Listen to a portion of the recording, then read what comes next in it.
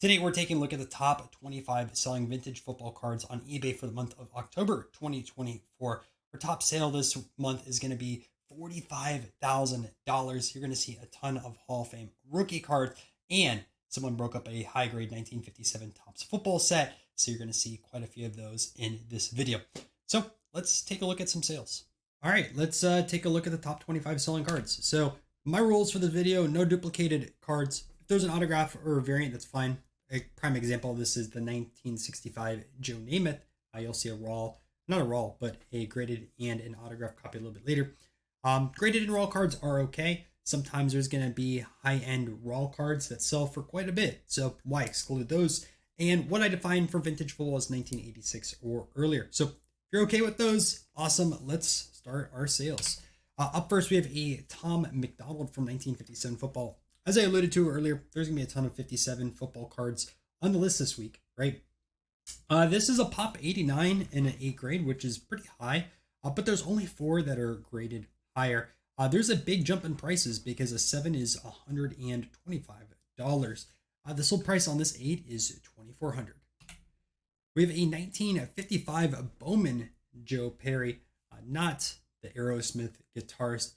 This is going to be a pop 6 with none graded higher. The sold price on this is going to be $2,605 for this really old PSA cert. All right, I'm going to butcher this last name, so I'm just going to say Ed M. And I played alongside with Autogram during Cleveland's dominance. This one is a pop 37, but there's only 2 that are graded higher. And like the other 57 I showed you earlier, huge price difference between the 7 and 8. This one sold for $2,700. Here we have Don Bingham, halfback and also part of a special teams. And this is a pop 39 with 3 graded higher. And 7's a little bit cheaper, but this copy sold close to $3,000. Len Ford, Hall of Famer. This makes a little bit more sense on the pricing side of things. $3,000. The 7 sells for $100. It's a pop 40 and a PSA 8 with only 5 graded higher. We're jumping into our top 20 now with a Terry Bradshaw rookie. And this 8 looks pretty good. Sometimes with these older certs, grading can be a little bit difficult, right? They're kind of all over the place. But I think this is probably about right for an 8. This one sold for $3,046. The legendary Steelers quarterback. We have a Lenny Moore rookie autograph, a PSA 8 with a 10 auto on this. This sold by Probstein, $3,056. Munoz, 1982 rookie card. You can find a lot of these fairly cheap, but once you get into higher grades, they become expensive. Although you can still find a 9 under $100.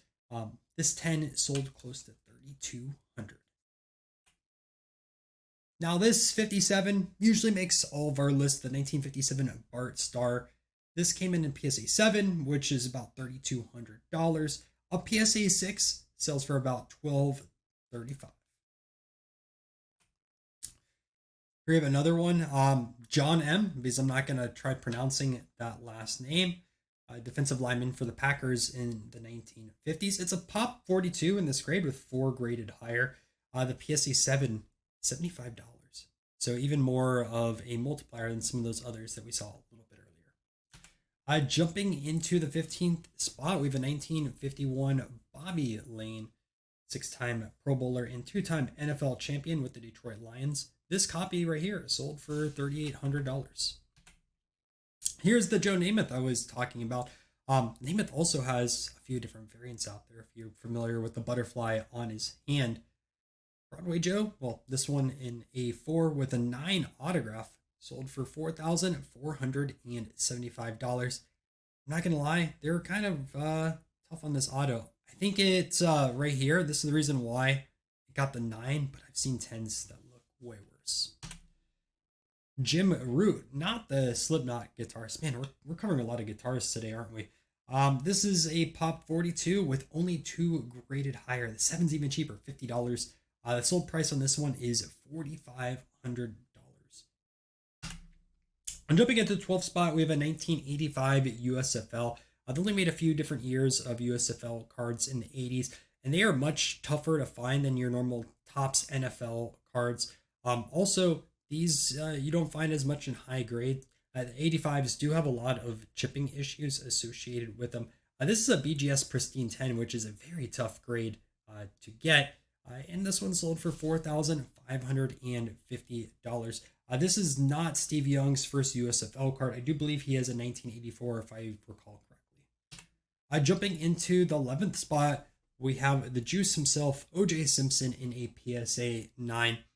Passed away, like a month or 2 months ago, if I remember. And this one sold for $5,400.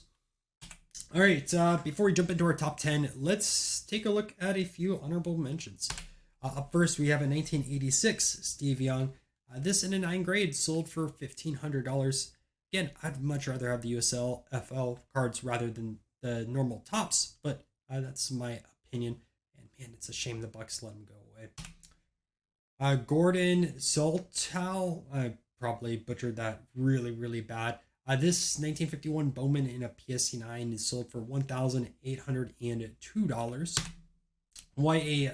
Tittle, 7-time Pro Bowler and NFL MVP in 1963. This 1954 Bowman in a PSA 9 of this legendary quarterback sold slightly under $2,000.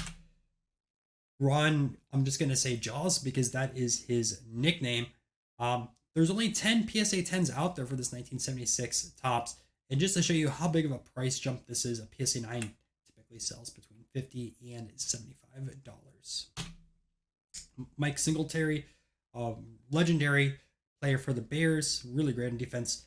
There's only 13 PSA 10s out there with an autograph associated with them, although I don't know the autograph grade.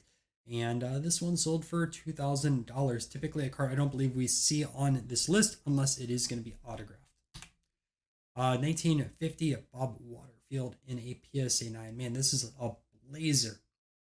Won championships with the Rams in 1945 and in 1951.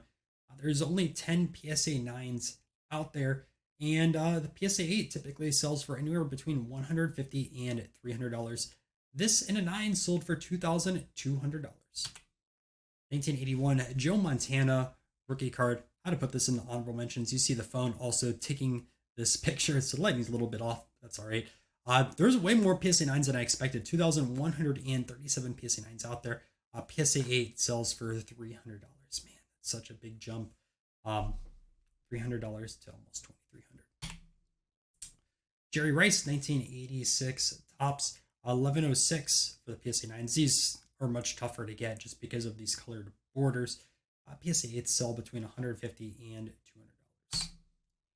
Roger Staubach, a 1972 Topps rookie card, legendary Dallas Cowboys quarterback.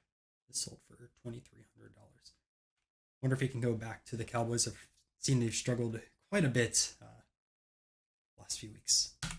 All right, 1977 Topps Mexican Walter Payton. You guys might not be familiar with some of the different Topps Mexican cards.